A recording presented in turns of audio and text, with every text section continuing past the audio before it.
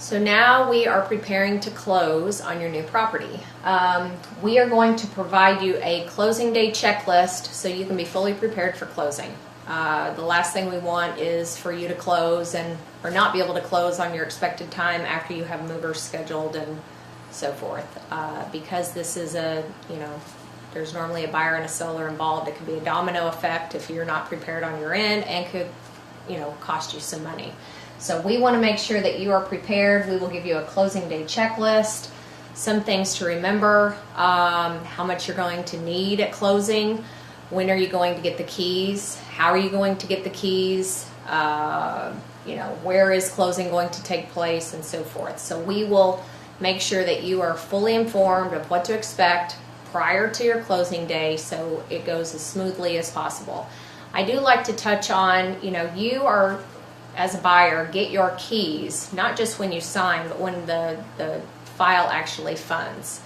And I like to tell you to think of this as 2 different days.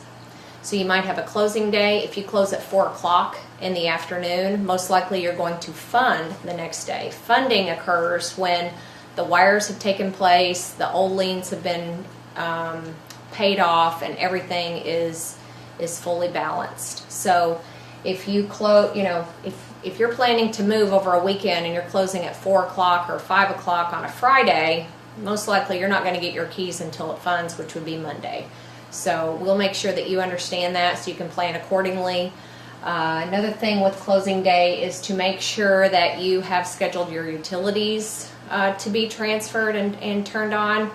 If you're moving over the weekend and you haven't done that, it could be a long weekend with no utilities. So, but again, we'll take care of you. We'll give you a closing day checklist. You'll be fully informed and prepared for closing.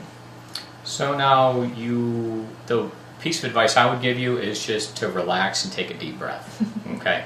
A lot of times there's a lot going on. You're moving the furniture, you're sweating, you have a lot of money, you're writing a big check. There's a lot going on. Just understand that we've been there and we're going to help you through it. So whatever challenges you currently have today, just if you do have a serious problem or anything comes up, just pick up the phone and call and we'll help you out. Thank you.